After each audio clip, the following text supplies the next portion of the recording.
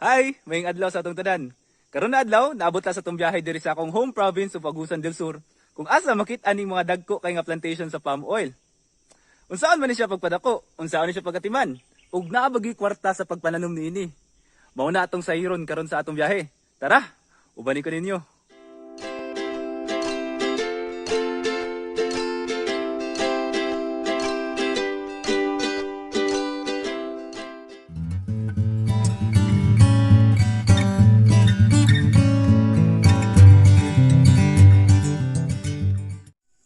Ang palm oil usa ka agricultural product nga native sa West Africa. Kini gidala sa mga langyaw diri sa Southeast Asia hangtod miabot kini diri sa Pilipinas. Sa kasamtangan, gamay pa lamang ang nananom og palm oil diri sa atong nasod. Ug in fact, sa data sa DTI na atong nakuha, ang atong nasod naga-import of worth 30 billion pesos of palm oil products kada tuig. So diha nato makita nga naagi kakulangon sa supply sa palm oil diri sa atong nasod. Ug ang palm oil motubo na siya sa may mga tropical ang klima. Kay ganahan na siya gulan. Diri sa Caraga region, abunda kay tagulan. Munang nindot ang tubo sa palm oil diri Ug i-take nato nga advantage, magpatukod tagdaghan ng mga palm oil lan diri Pasin moabot ang panahon di na ta mag-import sa laing nasod og palm oil. Kay kita, kaya na nato mo supply.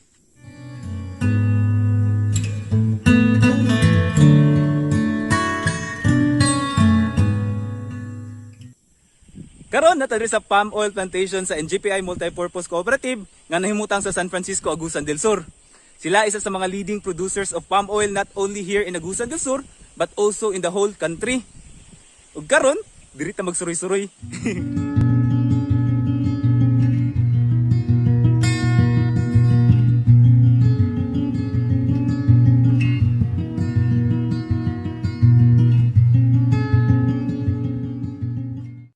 Kining mga seedling nga itong makita diri sa nursery is already 3 months old na.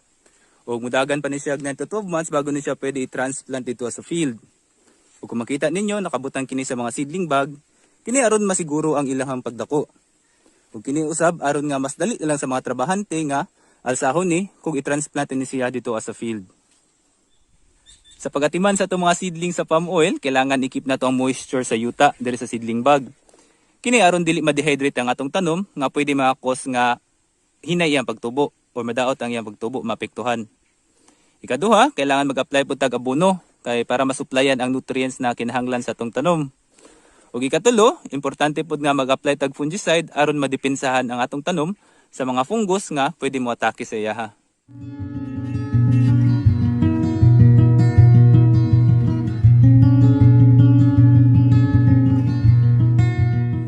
3 years after transplanting, ingani nakadako tong palm oil. Ingani nga edad sa palm oil, makita nato nga baga na kayang dahon. Ug daghan na pud siyang palwa. Ug diri sa ubos nga bahin, makita na nato ang iyang mga unang nga bunga. Ang palm oil magsugod na siya pamunga 3 years after nato siya ibalhin og tanom diri sa field. Ug iyang productivity life naa sa 3 to 30 years. So 3 to 30 years ka mag harvest sa palm oil. Ingana ka productive ug ka sustainable ang pagpananom niini.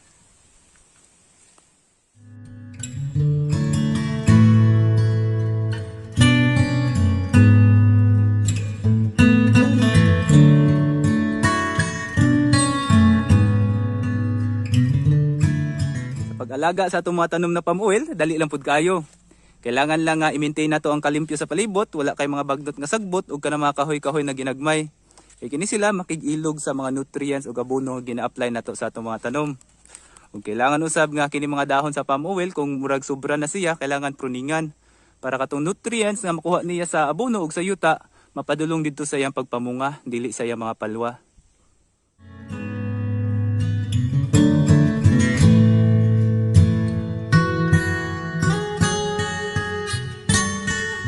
Sa mga pinaka-importante nga buhaton kung mananom tag palm oil, ang pag-abono.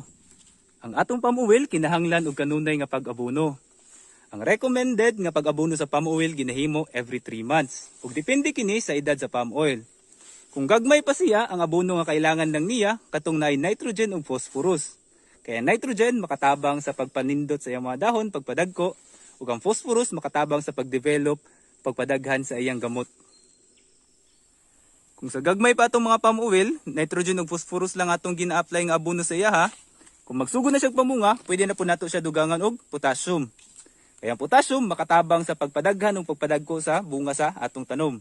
Ug just a tip lang pod sa pag-abono sa palm oil, ang application nato sa abono dili nato ibutang direkta sa punuan sa palm oil ha. Dili kay ang wala dira tong ugat nga nag-absorb sa mga minerals ug abono nga atong gina-apply. Atong nga mga ugat naa diri 2 to 3 meters away. So 2 to 3 meters diha nimo ipalibot ang imong pag-apply og abono.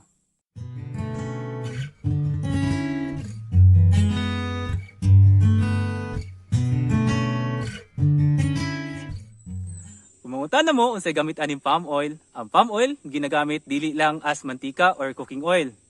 Ginagamit po ni siya as ingredient sa mga nagkalain-laing produkto nga makita nato sa supermarket or mga grocery. Gikan sa pagkaon o kanang mga ginabutang nato sa atong kalawasan. Kung makahigayon mo, pwede nyo tanawon ng likod sa mga produkto nga mapalit niyo sa supermarket. Ng mga chocolate, mga gatas, mga noodles, mga toothpaste, sabon, shampoo. Bisan ka ng mga beauty cosmetics, bitaw ginabutang sa nawong, mga makeup, mga lipstick. Kung naay ingredients dito ang field, pangitaa kung naay vegetable oil. Kay most of the time, ang vegetable oil na gigamit tira is palm oil.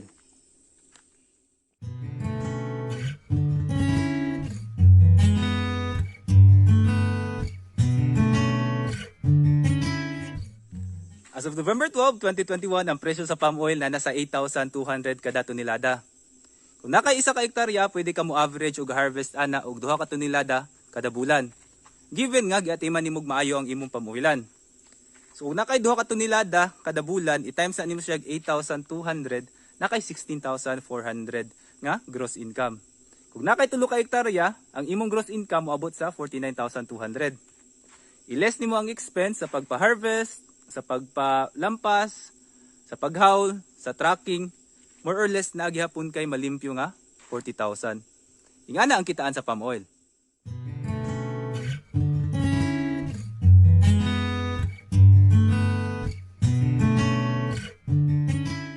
Before na ko humanon ni akong vlog, maghatag ko gamay nga tips and advices kung interesado mo mananom og palm oil. Ang una, siguruha ang quality sa seedlings nga inyong ipangtanom. Ayaw mo patakag palit og seedling sa bisan asa na lang. Sigurua nga na sila certification gikan sa Philippine Coconut Authority or PCA aron masiguro ninyo ang quality sa inyong itanom na palm oil. Ikaduha, susiha og maayo ang area nga imong tanuman og palm oil. Dili advisable ang pagpananom sa palm oil sa mga area nga grabe na kay kabukid o kabakilid. Kay kumutaas ang atong tanom, maglisod na og harvest ang mga harvester niya na kay tungod sa kabakilid. Parehasa aning makita ninyo karon, wala na kay ni siya giatiman kay bukid na kay siya nga area. Lisod limpyuhan, lisod harbisan, ug kung magabuno ka niini, ang abono nimo mabanlas lang dito sa ubos kung muulan. Ug kung napili nimo nga area nga tamnanan sa imong palm oil is bahaonon or matubigan, importante nga buhatan nimo siya mga drainage system or mga kanal-kanal sama niini. Aron ma-drain ang tubig dito sa imuhang ginatamnan. Kay dili maayo sa atong tanom nga palm oil nga mahumol perminti sa tubig. Ikatulo, ayaw tipira sa abono ang inyong palm oil. Ang palm oil nagkinahanglan og abono kada 3 ka bulan. Gikan sa gagmay pa siya, hangtod sa magsugod na siya pamunga. Ayaw una-una ang diha pa ka mo apply og abono sa palm oil kung dagko na siya.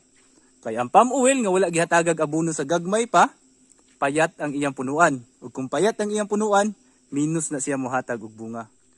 Og sa ulahi, naay maayong kaugmaon sa pagpananom og palm oil. Ako ug akong mga igsuon, mga buhi nga pamatuod ni ana. Kaya ang among amahan, usa ka palm oil farmer. Kami iyang nakataguyod, napaskwela ug nahatagag maayong kaugmaon tungod aning tanuma.